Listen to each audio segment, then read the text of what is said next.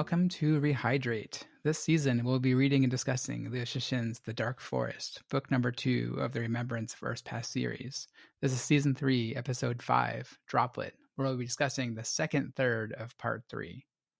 In season 1, we talked about the three-body problem, and the hosts have varying degrees of levels of knowledge of this book and the rest of the series. My name is Dan, and I've read the entire series. This is Tim, and I've only read up to this current week's reading. This is Amin. I've only read up to this week's current reading, and also, along with Dan and Talia, I co-host the Rehydrate Spoiler Cast, where we talk a lot more about this series and get into a lot of depth on everything. So if you've read the entire series and want to dive deeper, or you don't care about spoilers at all like me, you should check that out.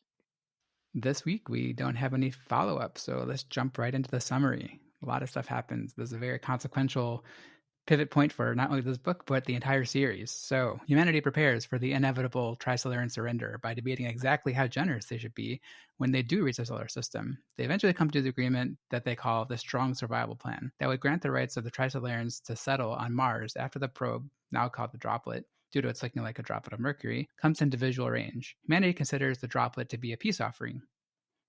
Diggy, who has awoken from hibernation, leads a team to be among the first humans to have contact with the Droplet. They are just one ship in a combined fleet of over 2,000, lined up in a rectangular formation that is sent to encounter the Droplet as both a show of unity between the humanity, but actually just so no fleet can claim that they got there first, and a show of force to the Trisolarians. When Dingy's team gets to the point where they're able to physically examine the Droplet, they realize that no matter how powerful magnification they use, the object still seems perfectly smooth, and even after hitting it with a hammer, Dingy realizes that humanity has vastly underestimated Trisolaris' technical capability, since they're able to build large objects out of what's called strong interaction forces, something humanity thought could only be done at the atomic level, and yells, "Stupid children, run."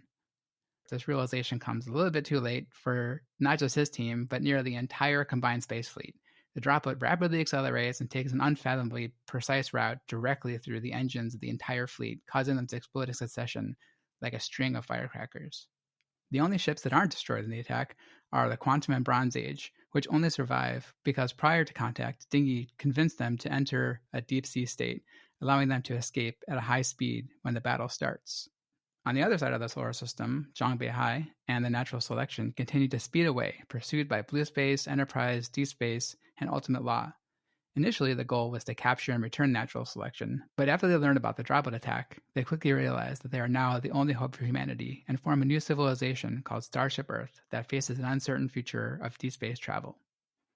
Starship Earth tries to organize itself for survival and cooperation for the long journey ahead of them, but it's not too long before they realize that none of the ships have enough fuel or resources on their own to make it to any destination. Separately, they all make plans to capture the resources of the other ships while inflicting what they see as necessary casualties of the crews of those ships so they can continue. The leadership of the Natural Selection comes with the realization and goes to Zhongbei, now back in command, that he must fire infrasonic H-bombs to take out the crew but preserve the other ships. Zhongbei had already come to this realization and was prepared to give the order, but he hesitates at the last moment and is too late when Ultimate Law launches the attack first, killing Zhongbei, Dongfeng Shu, and the rest of the crew. Blue Space was the only ship ready for the attack, and ultimately it was the only ship to survive the Battle of Darkness. Meanwhile, on the other side of the solar system, Quantum and Bronze Age have come to the same realization and ended up with the Bronze Age killing the Quantum's crew. Blue Space and Bronze Age leave memorials for the killed crew of the other ships and accelerate away from the solar system to start their journey to distant stars. So a lot happens, and I'm gonna go through some of the new character. Believe it or not, we're still getting introduced to some new characters.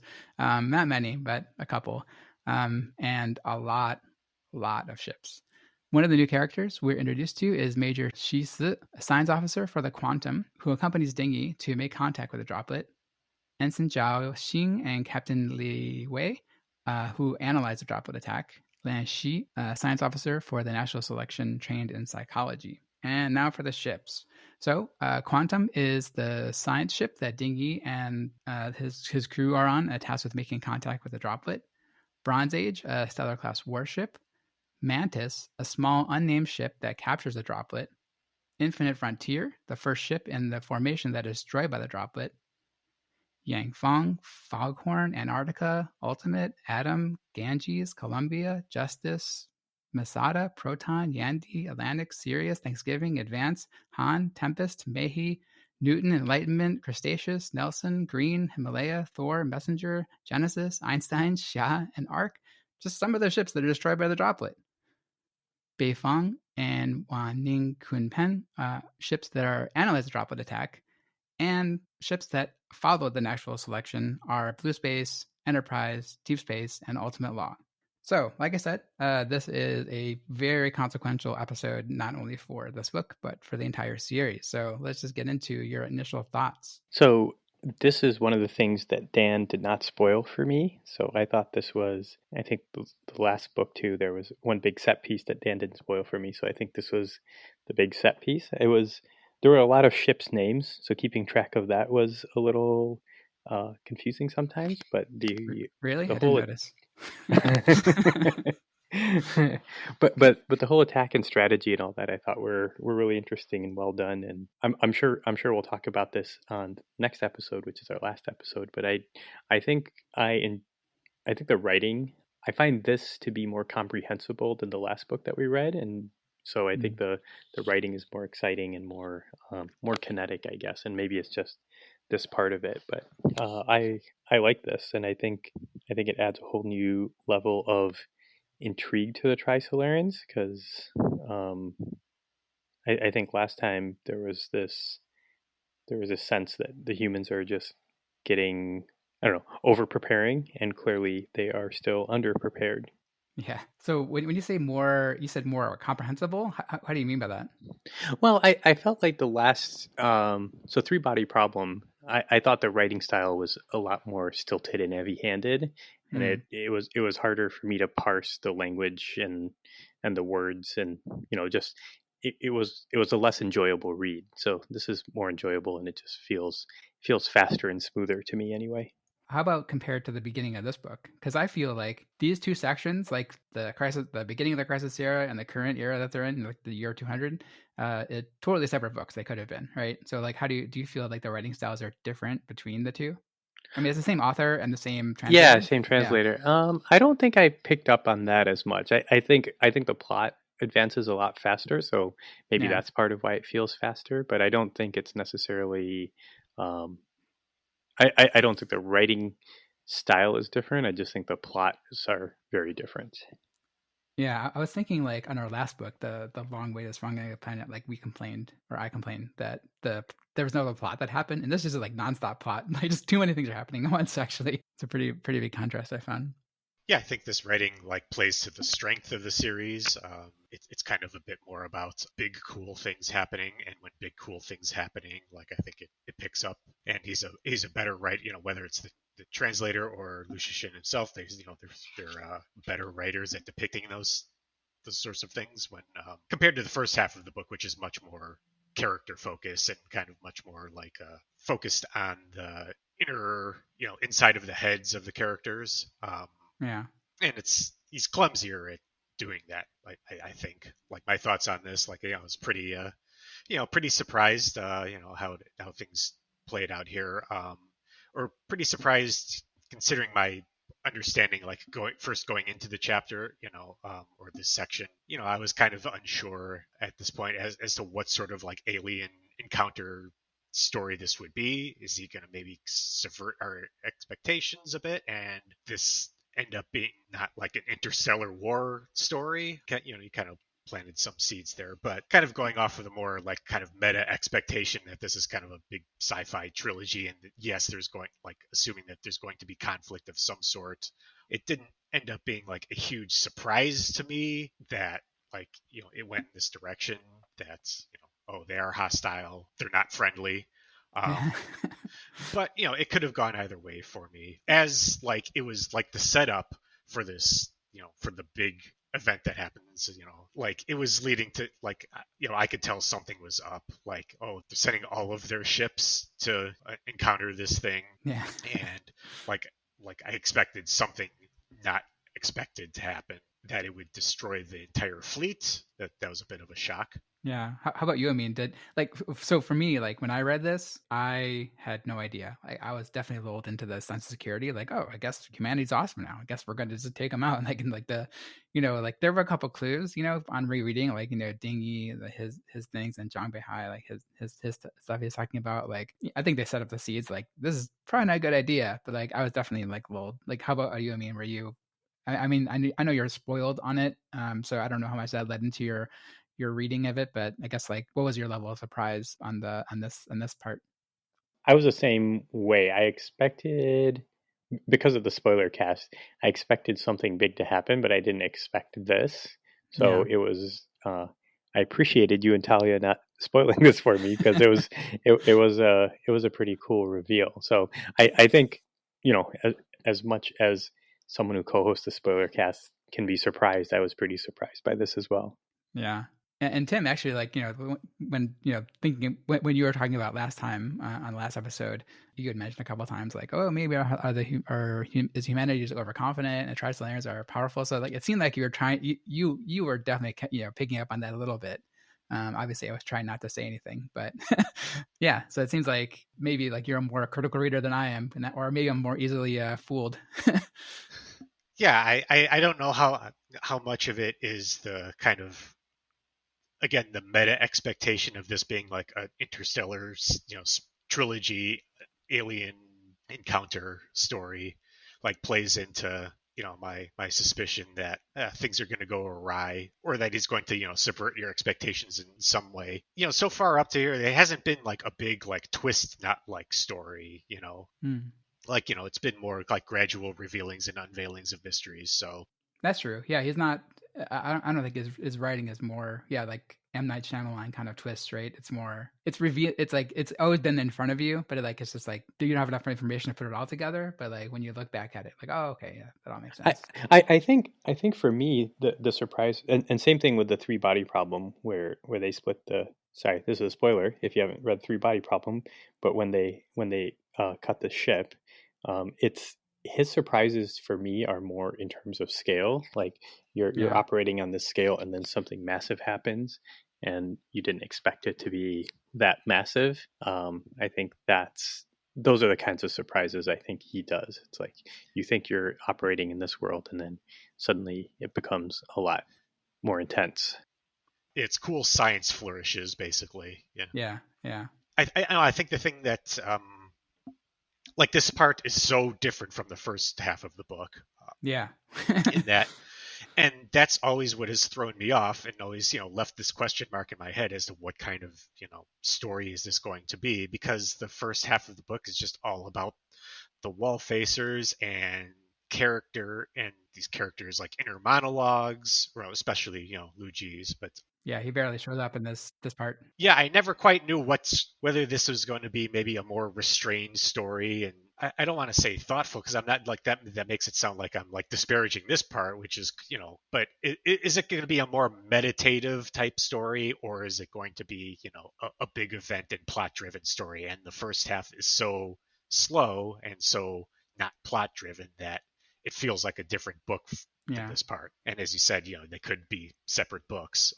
It's just such a hard swerve, even yeah, in relation to the jump ahead in the future. Like that, it was a hard cut, but I expected him to go to the future at some point. Like obviously, I knew that this was a story told over many centuries, but yeah, for it to take this kind of like kind of swerve into something where it's like the characters barely matter. I mean, not to say that they don't matter, in that like obviously Zhang Bahai is very consequential to at least the one fork of this story. This has been such a strange series in that, given how this section ends with a soul ship like drifting off to an unknown future, yeah, like I have no idea whether this ship would like factor into the story later on, or this whole section of the story with Zhang Bahai just ends up being a footnote and a plot that has like reaches its conclusion here 5/6 of the way through the second book, and that it is entirely possible to me, given that he might not ever revisit that. Hmm. And given the way he sort of drops characters from, like there's barely any characters from the first book. There's such a hard, like the first half of this book is so different from the second half of this book that this is just such a strange series to me, in that there's like kind of like nothing anchoring the story other than just being kind of like a neutral observer in this story, I guess, of humanity interfacing with the Trisolarans. Sure.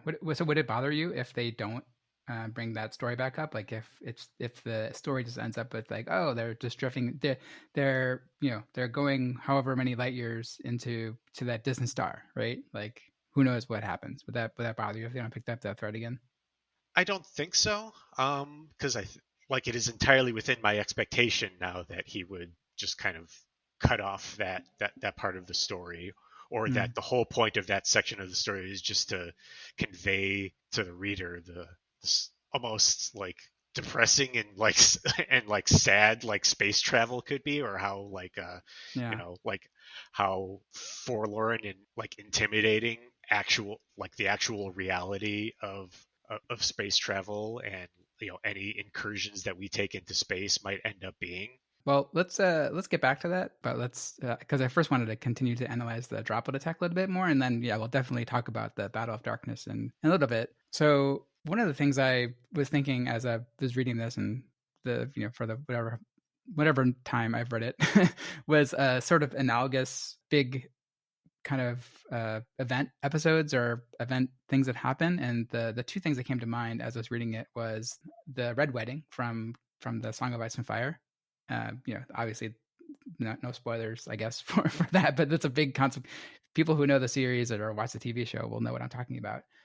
That's a really big event that happens that's really surprising. And then the other one was the maybe not as surprising, but another big consequential space battle, which is the Battle of Wolf 359 in Star Trek Next Generation, where the Enterprise, and not the Enterprise actually, they come later.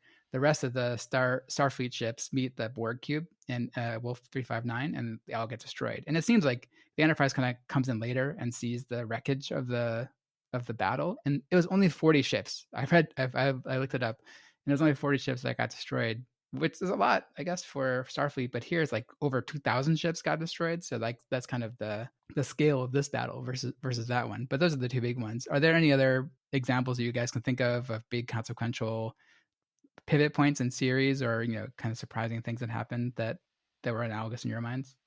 Nothing immediately comes to mind, but yeah, I guess the Red Wedding would be the kind of closest analog I could think of. Or there's lots of moments in those books, but Yeah, that's the biggest yeah, one yeah. though. So I haven't read or seen Game of Thrones or any of it. I'm familiar with Red Wedding because it's been spoiled, but isn't the difference that Red Wedding there were actually characters that you care about, and here there's going back to what Tim was saying earlier, there are 2,000 ships, which is a lot of people dying, but it's not anybody that we. Um, I guess the scale of that or the scope of that doesn't mean as much as it would if it was 20 characters that you'd been reading for 500 pages all died. So, That's true. um, Well, we have Dingy, but yeah, he's the only yeah, he's yeah, sort of he's a side character. And right. yeah, I mean, like the scope is different, right? Yeah, that's more. This is more like, oh, humanity as is into real trouble now. Before it's like, oh, is in trouble because of the Red Wedding, right? Because of the stuff that happens. But now it's like, oh, all humanity is kind of in a bad spot now, because not only our spaceship is destroyed, but we really, really underestimated the Trisolarans, and like, what's humanity's reaction going to be to that? And I'll tell you that, but we'll find out what humanity's reaction is that it's going to be in the next chapter. Yeah, I think that's the difference. Yeah, we don't see a lot of characters, only Dingy that actually gets killed because of this. But yeah, I get your point. Yeah, the contrast that Amin drew there, like, occurred to me as well. Like, it is a very analogous in that it is like something that shifts the overall plot in a different direction. Um, Yeah, but it does highlight the the different focus that this series has on something, compared to something like Game of Thrones, where it is much more character focused here. And here it's like my emotional reaction to it is less like book throwing. Oh my God, what did you just do? Um, yeah. because you have that investiture in the characters, or maybe not necessarily even the specific characters, but the faction that they represent. Whereas here, it's like, obviously, being a human, I should care about humanity's future, but there's just something about this series in that it doesn't have like these sort of emotional anchor characters that, or this like consistent like character through line, in that I again feel like kind of like a neutral observer in this like grand Wikipedia article, like chronicling the time that Earth met the Trisolarans.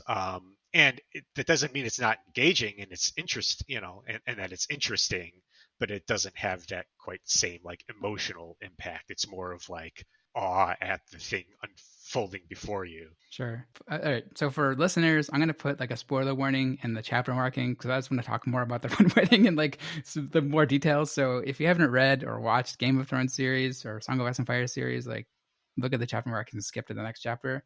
Anyway, so the thing that's I think the most analogous to Red Wedding and this one is that in up until that point in the books, it seemed like the North was on the march, right? The North, Rob Stark was making all these advances into the territory, and like he made all these alliances, and he seems like he's on his way to take over the King's Landing, right? Like he's on his way, and then he gets betrayed by the Freys, and he gets killed, and everyone's get killed, and then all the northern leaders also get killed because of it, right?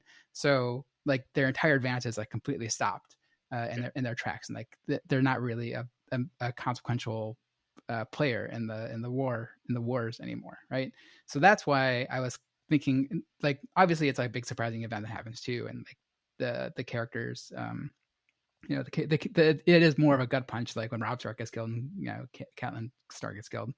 But the kind of the pivot point of like where your expectations are versus like where they end up after the event seem pretty analogous to me, where the North now is not a player, and now humanity is not a player because we have no chance of beating the Trisolarians because like this droplet can just go through anything. So that's one of the big things I was thinking of. Yeah, for sure. That it is an enormous pivot in what you think the like course of this story might go. Because I think he does do a good job, planting some seeds, like with the technological success of humanity, like, exceeded my expectations. Yeah, it Yep. allows for some ambiguity as to like I don't know which direction this is going in until the kind of setup for the droplet is occurring, and that sort of sense of foreboding takes over. And I'll say, as like a rereader of this series, it's a lot of fun to like reread the humanity's arrogance around all these things. They're like, oh, what should we give them Mars? Is that enough? Like, are we being nice enough? And humanity's like, well, we kind of admire them now. Like they did it's a hard thing they did coming out here. So let's give them a bone, and like let's give them Mars. Like and like all this like just like total human arrogance it's really fun to read as a rereader. So I would encourage everyone to both reread this series multiple times as well, because like there's a lot of that stuff that happens. But you mentioned that there were hints along the way with like Zhang Bahai and Ding Yi. Yeah. Like what would you say some of those hints are? Like, Well, I think the biggest one is like when Dingy says, "Oh, I have a bad feeling about this. How about you guys just go into deep sea state?" And everyone's like, "All right, I guess." Like just the humor, like there's no harm in it, right? oh, okay. I thought you meant like from like earlier in the book. I think there's some other one.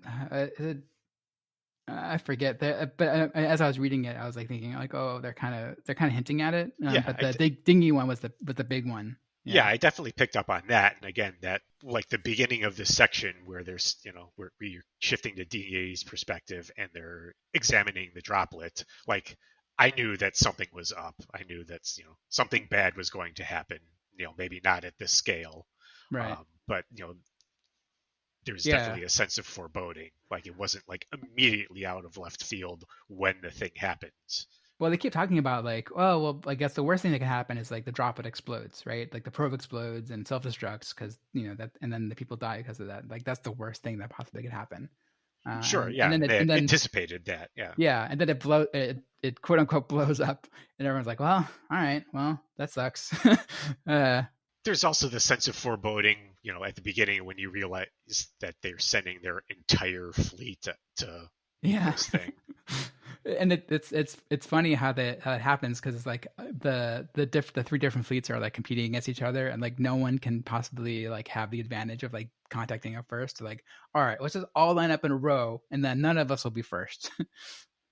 Everyone's like, oh yeah, that's a good idea. Right. Yeah, it almost seems a little like too on the nose with hindsight.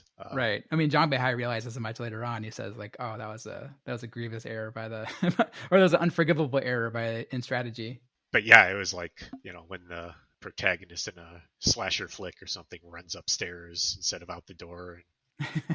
And one other thing that when I was reading this time, I mean, I definitely realized it, but like because you had mentioned it last time, you had said, "Oh, we're going to get like any kind of explanation of space score with the head 4," and we do. And now I'll read the point here. So the quote is, "From this vantage point, observers saw crimson flowers of blood bloom from the white space the size of a football field, forming extremely thin layers that spread out ultimately merged into one under the immense force." So yeah, we got some good space carnage there by the Oh yeah, yeah, I was way into that. Yeah, again, space gore is it's one of those little hooks. Like, oh, I can't wait to see the TV show. Yeah, I mean, honestly, I forgot about that happening, but as I was reading, I was like, oh yeah, Ten's gonna be into this one. Not to sound like a ghoul or anything. I just it's cool space stuff. Like I definitely like enjoy that kind of like when I remember when watching The Expanse, like some of the stuff that happens around that, like when people get shot. Like I remember in spoilers for The Expanse, I guess I'll also put this in there, but like when someone gets shot and like they can't heal in zero gravity, and they have to get them to gravity in order to heal. I thought that stuff is all like really cool details. And then you kind of see it, people get shot, and like when they get shot, they just kind of like go limp in space but don't move. That's also pretty interesting. One other thing that I wanted to bring up was there is a fan film that someone made called Water Drop. If you look it up on YouTube, and I'll also put the links in the show notes. It's a film that someone put together kind of around this section of the book. It's really abstract, and it doesn't really tell the story. There is kind of like voiceovers of both some of the parts of the book, like quotes from the book itself, but also like scientists talking about meeting alien life and that kind of thing. At the very end, they kind of show the droplet coming in and the big formation of spaceships. So apparently Lucian liked it. He said it showed exactly how he would portray the water drop, and he loved the video, and the team did a fantastic job. So it's worth watching. It is very abstract, so it's not like detailing the plot one by one, but it's worth watching. How long is that video, Dan? It's like 10 minutes or so. Oh, okay. 10, 15 minutes, something like that. And it doesn't spoiler anything. It spoils this. Well, I don't even know what that spoils. It spoils that there's a droplet. It doesn't show the attack or anything. Okay. But there are quotes in the book. So I mean, if listeners have got this far in the podcast, like it's safe to watch. It doesn't spoil anything past this one or into the next book. Well, let's get into the next big section of this section of this book is the Battle of Darkness. I don't know if they call it the Battle of Darkness, but that's what it's called. It's sort of like the Red Wedding. It's the name for the other big battle that happens. That I guess probably none of us expected that was going to happen so shortly after this other big event that happens.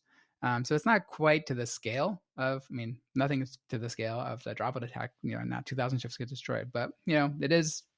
It's more character driven, like more person driven, I guess, and more of a psychological experiment of what happens. So the thing I thought was interesting, and I think someone mentioned this to me in one of the interviews, but I can't remember who, and I'm sorry that I can't remember.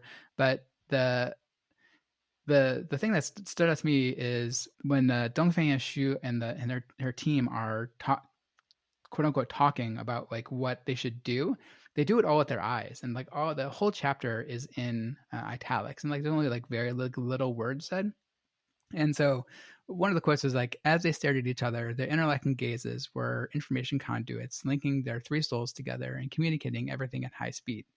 Initially reading this, I was like, that's a lot of information to kind of just look at through glances. Like they're very, very, very specific about the information.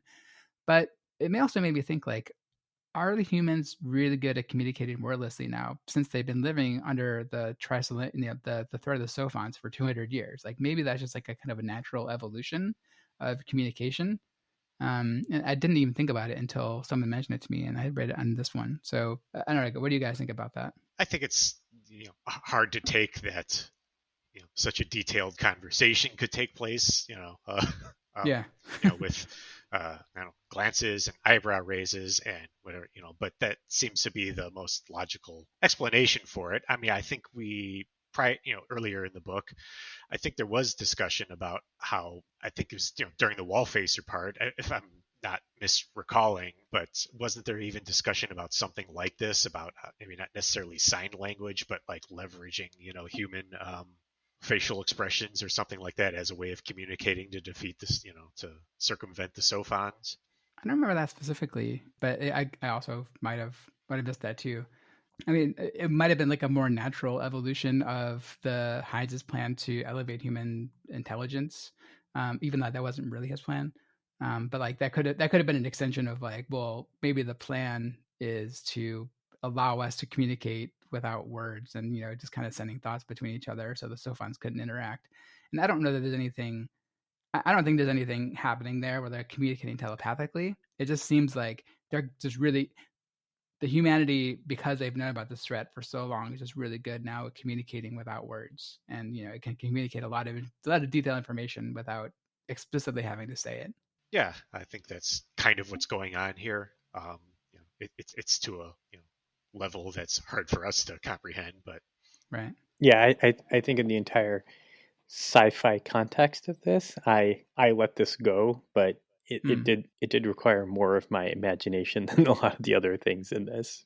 Yeah. Just I feel like there was a little bit of sciencey hand waving around this just to move the plot forward, but I think he tries to, the characteristic of this series, I think he tries to shotgun a lot of scientific or the sociology or like sociolo, both like hard and soft science like concepts at you. And I think he's just like he's better at some things than others. You kind of have to just kind of take it at face value, that humans could have evolved this way 200 years or so, or at least develop these skills. But yeah, I mean, this is kind of like one of the like there's no he doesn't hold back at trying to like present an idea, a sort of big idea for you in almost any context. And like this maybe is one of like the less convincing ones, but yeah, I think he's trying to like present this kind of soft science sociological idea as well. Communication methodology aside, how what did you guys think of the kind of more sociological aspect of this, where they try to form a community and then they ultimately realize that like it's not going to work. They don't have enough resources. It's pretty abrupt, like Yeah. he just this could be a whole story unto itself. And I think I had even like mentioned this movie in an earlier episode. It reminded me a bit of this Swedish sci-fi film called Aniara, that is kind of about this in a way. Like I had very little, like the sense of time that has passed is like not conveyed super well. So Yeah. like did this happen over, like this could have happened over the course of like weeks, months, years, all kind of compressed into this one sort of subchapter. Yeah, it did seem like it was an extended period of time, but I don't think years. I think maybe months. That was the impression I got anyway. Because they do a lot of they do a lot of setup of like, John Behi just kind of like hanging around now, and he's like looking at trying to familiarize with the ship, and they're setting up a new government, and there's a lot of stuff that's happening, and it seems like that wouldn't have happened in a couple of days, right? It's like over the course of a couple of months, but obviously like they're in a new extreme circumstance, and they need to kind of move fast on establishing these things, and they're all from military backgrounds, so they're able to kind of move on it fast, or fast enough to get things going, I guess. Yeah, like I said, I think this is a topic that could obviously support like a much larger story, and a much more deeper examination for it. But like with the whole face talking thing, he really tries to cram a lot of sci-fi, both hard science and sociological concepts into these books. One of my interviews with a listener named Priya, she had mentioned another short story that was called The Cold Equations, and again, I'll put spoilers for that one. Yeah. But I don't know if you guys are familiar with that. But the idea is that like someone stows away on this ship, this kind of long range ship, and with no like bad motives. They just like happen to want to go see her brother, and when they realize it, like they're like, oh, I'm not gonna be able to get to this. And the ship's delivering like vaccines or something to this remote planet, and when he realizes that this girl's on the ship, he has to basically space her because he's saying like this ship doesn't have enough resources and fuel to get to this place and be able to stop in time to be able to deliver this vaccine and save tens of people. I think it's like 20 or something. Like it's not, it's more than one, right? There's a lot of people like we saved by getting this vaccine there. And so like just there's like this very hard calculation of like, can we, I'm not gonna be able to do my job if you're on this thing, so I have to kill like this little girl. And so similarly here, like all 5 ships come to the same realization, like our species is not gonna be able to survive if we all try to get there together and we all try to work together. So like the only real choice we have is that we need to kill the other people. It sucks, but that's what has to happen. Yeah, I don't know if this is in like the sci-fi water at the moment, but there was just a movie that came out on Netflix called Stowaway that Yeah, like I think that is must be based off of that short story because it's so I the think story so. is so similar. Yeah, Priya, I've been emailing her, and she also mentioned that one. So yeah, I think it's very much based on that one. And there's a Twilight Zone episode. I think it's a story from like the 50s or 60s, and so like, it's one of those kind of the thought experiments that kind of pops up into culture. Yeah, and I think the overall thing that I think all of these different stories are trying to convey is just how difficult space travel is. Yeah. Yeah, I mean, and like he even alludes to that in this section here with Zhang Beihai basically saying that we need to invent a new morality, in order to be the kind of people who can endure this and make those cold calculations if we're to survive. Like, this is a really interesting topic, and it can again support I think a whole series into itself. But like, what aspects of human morality are you going to have to throw out in order to become the kind of people who can be spacefarers? Yeah, I like this whole aspect of the social theory or whatever. And as I was reading it, I was thinking of this last year, how there were certain people, with the whole pandemic, how there were certain groups of people who did not want to change any of their behaviors, and there were other people who were willing to go above and beyond. And I think getting consensus from humanity on how to do anything is going to be unlikely. So I like that they have, they establish these captains and leaders and whatever to kind of drive some of that. Because I think this last year has shown me that if this actually happened, we would all just argue and end up killing ourselves. So it's I guess that also leads an interesting question. So we only see these kind of calculations and conversations from the point of view of the people on the 5 ships and a little bit from the other 2 ships. What do you think humanity's reaction is going to be? Because like they're still in contact with these ships, right? Like we still see the messages back and forth between them. So how do you think humanity themselves are going to react to it? Are they going to be okay with it? Be like, well, I guess they did let them become an independent nation. They gave their blessing, say, all right, well, I guess you're Starship Earth, right? But now that we have this pretty brutal attack happening, like what is humanity's reaction going to be? Yeah, it's hard to not think that it's going to be kind of a total emotional meltdown for society, at least for a while. Like it's still not going to happen for another 200 years or so. Yeah, so does humanity have time to process this and bounce back from it? Right. I mean, best case scenario, like they are able to get to some remote planet, but like the people on Earth, they're not going to survive.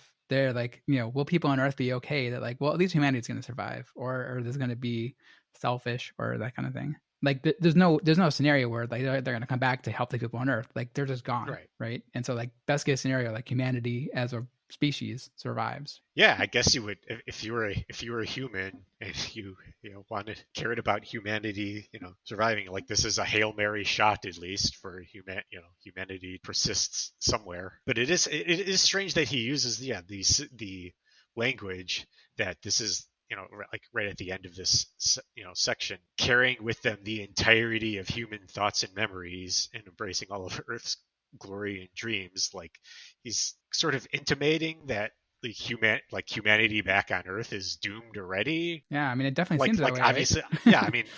I mean, that's why you're not sure where the story picks up from here. Like obviously, he needs to address what's happening on Earth, and does our perspective shift back to Earth, and like is this one ship the end of this section of the story, and then we just deal with Earth and their reaction from here on out, or could it possibly like could could the third book be about that ship and what's going on that like refocus on what's going on that ship? Like it could be either way, is from my perspective at this moment, Yeah. because the story has not hesitated to like take these hard turns, and given that like there's no anchor character, or with the exception maybe Luigi and Dashur, who's even though they seem very very unimportant to the story at the moment. Yeah, I mean, fortunately, we only have one more episode to find out what happens. We have a whole nother book after that, but yeah, I'll leave it for next episode. The other thing that gets often mentioned with this part is kind of the game theory aspect of it. Just we've seen this in other movies like the Batman movies where they have the prisoner's dilemma game theory. And just as a recap for that, for people who might not be familiar, the idea is that like, and I'm just going to read this from the Wikipedia article that I pulled it from. But so the idea is that if A and B betray each other, like A and B are two criminals, right? And they get caught by the police and they get questioned, and it's questioned separately.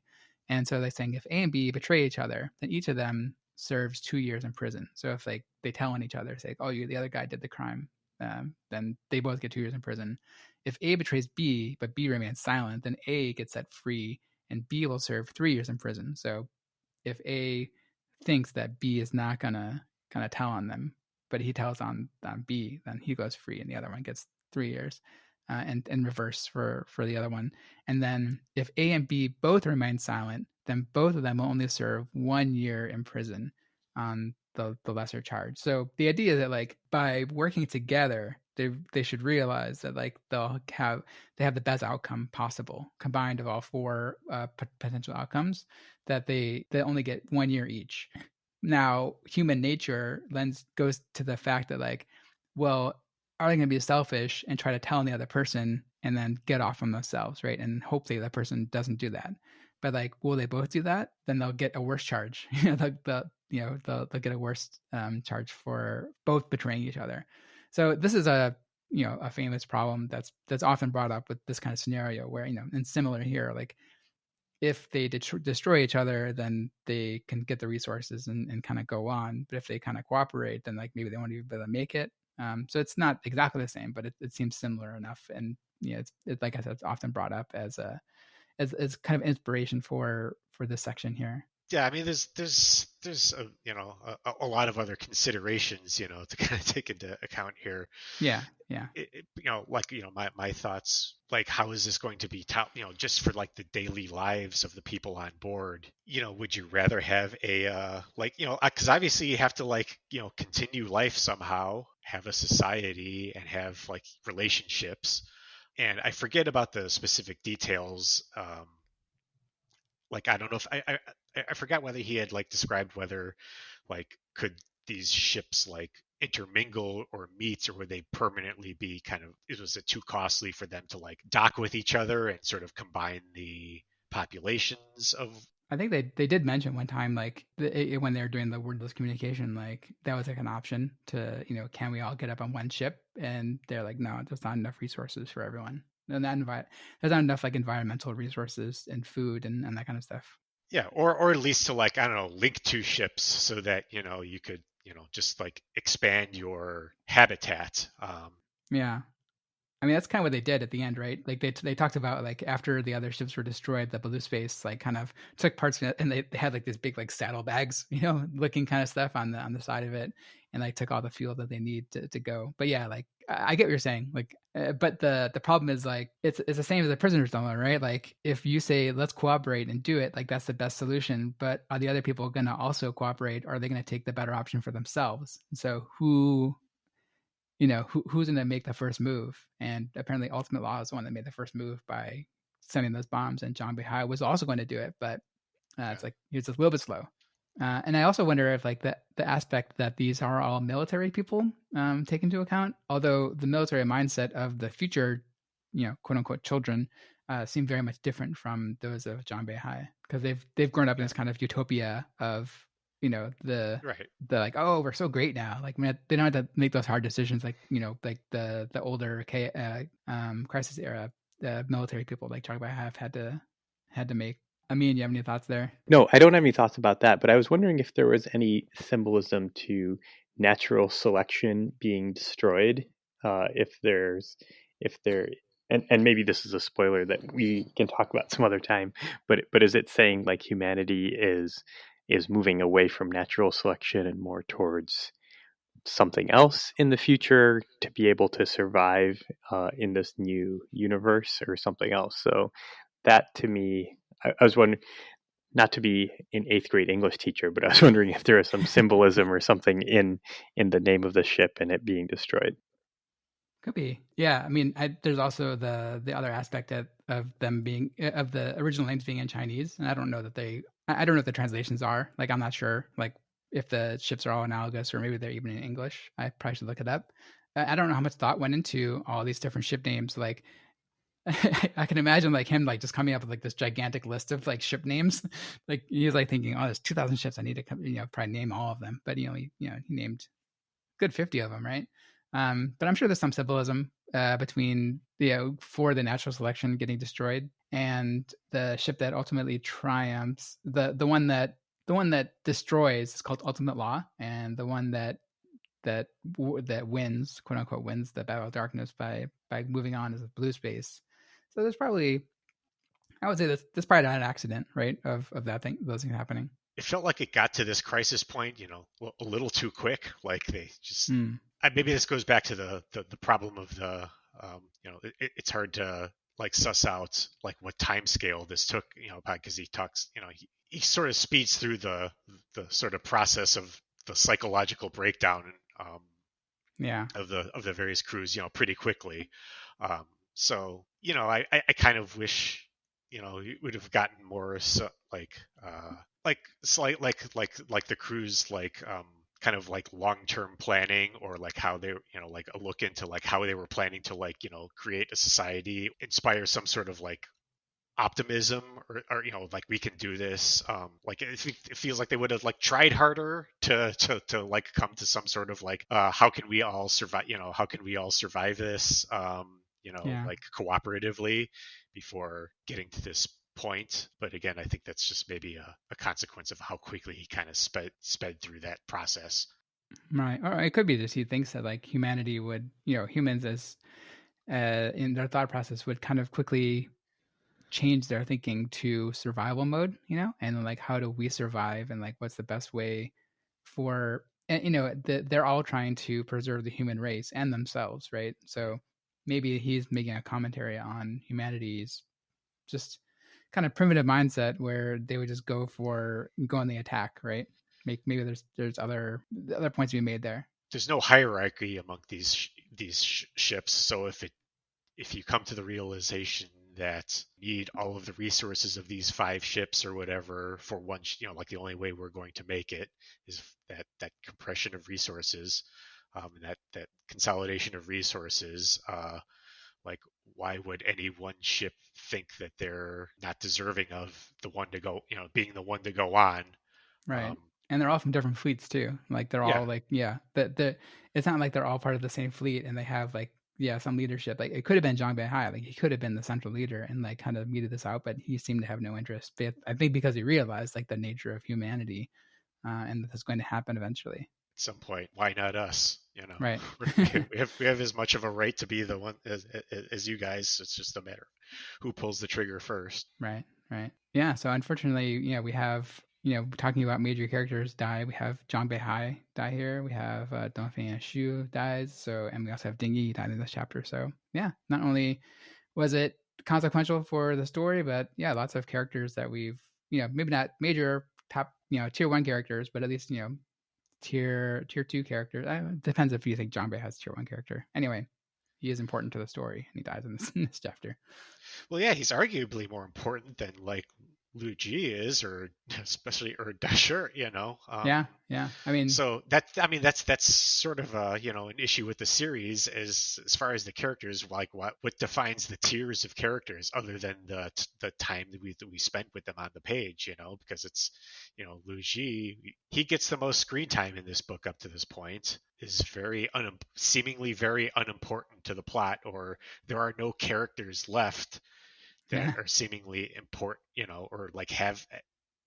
I mean, again, the outstanding, there's I guess the outstanding mystery of, why they wanted to kill him, and does somehow his whole spell and whatever special about it does that still somehow come into play? But it's very, very difficult for me to conceive as to how or why. mm, That's all, it kind of only going off the sort of like meta, like the expectation of book trilogy is going to go. There has to be something important about this character, and just kind of operating off of that sort of meta expectation. Yeah, it's a very strange series in that way, how it treats its characters and how important its characters are to the plot, and whether they're some of them just seem to be here just to be observers, just to have a character to observe what's going on. yeah. It'd be interesting to see, like we talked about before, like how they're going to film this. Like, obviously, talking about the this kind of epic scale of space battle, that's going to be awesome. But how are they going to treat characters? How are they going to kind of do this more psychological kind of story about like the prisoner's dilemma, that kind of stuff? Like, how are they going to show that effectively? Are people going to understand?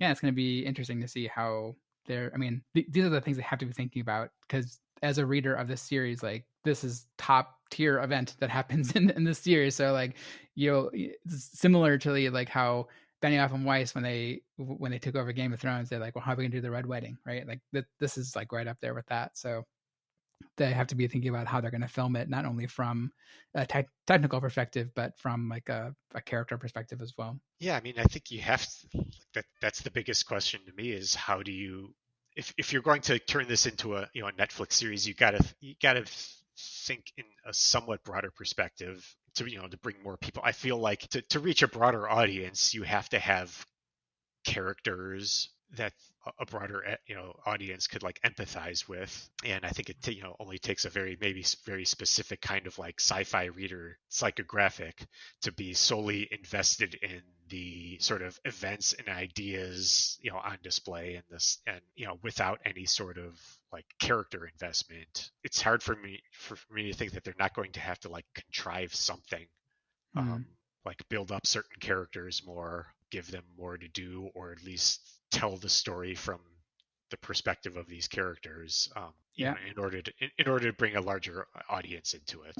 Yeah, I agree. I think these books set up in translating this to television. I think it sets up really good world building, but in terms of having relatable characters that you can follow from season to season, I think that's going to be much more difficult unless, and I think we mentioned this a few weeks ago, unless they choose to shift certain scenes or certain parts of the books around a lot, just to make the connections more persistent and more, like Tim's saying, interesting to general audiences. I think it's going to be interesting to see. Yeah. Yeah. What they add, what they enhance, what they really focus in on. Yeah, because you can only go so far with a general audience of cool sci-fi stuff, right? You need the the more human relatable, just not like love stories, like traditional love stories. There's Luo Ji and Zhang Yan. Like, that's the only like love story they've had so far. I can see them adding some of that stuff, but it's not really like, it's not as big of a theme as traditional TV shows are. Yeah, I mean, it's like, do they have to like Ding Yi, do they have to build, maybe flesh out his character some more because just to kind of add that impact, because he's only brought back in to this, to simply be a pair of eyes Yeah. investigating the droplet to show that side of this, to give us some perspective of that side of the story. Otherwise, it would just be like, again, like a Wikipedia, just kind of telling, accounting this like a Wikipedia article. Um, Yeah. there's going to have to be some changes there, and that will like maybe piss off diehards of the series. Yeah. We'll get pissed off no matter what happens, I'm sure. Yeah. I was gonna say diehards are never happy, so Yeah. We'll always find some nitpick. Yeah, I mean, it depends on how they handle it. You could definitely see a TV series like going about like creating like a let me say like an audience insert anchor character in like a really hackneyed way. Like they, I don't know, invent some kids or something like that who are watching, like Yeah. from like a disaster movie, who are like the ones who've got to like observe all this and become the like, oh, I hope the kids make it out okay. Yeah. Um, Yeah. and I don't like that would be a really bad way of going about it. If they did that, then the diehards should be pissed. But yeah, they kind of have to walk a fine line here, Yeah. create sort of a more of a through line throughout all of these different events that are happening that doesn't end up being hackneyed. Yeah. I have some ideas, but they're kind of spoilery ideas, so maybe we'll save them for another time. Sure. All right. Well, we only have one more episode left for this book. What are the things that you guys are the most looking forward to getting resolved or getting more clarity on? You said the spell earlier. Anything else? I mean, that's all that's kind of left at the moment. Hmm. Is why is Luigi a character in this book? Yeah.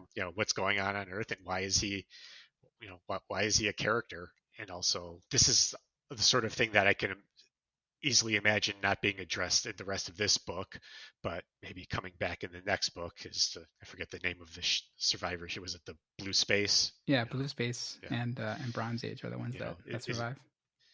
Is Blue Space just a footnote to this story, or is it going to be important to the overall story again? And again, like I wouldn't even expect that to come up in this book, but maybe be if it is something that factors into the last book. Well, keep reading and listening, and we'll find out. Anything from you, Amin? no, I think you and Talia have explained to me how this is going to end, so I think I'm good. Okay. Well, thank you very much for listening. Please check out rehydrate.space for release episodes, reading lists, pronunciation guides, and all the other information around the podcast. And please leave comments by emailing us at rehydrate@fastmail.com or on Twitter at rehydratepod. And join us next time for the season finale, episode 6, The Snow Project, covering the rest of part 3 and the rest of the Dark Forest by Liu Cixin. Thanks for listening.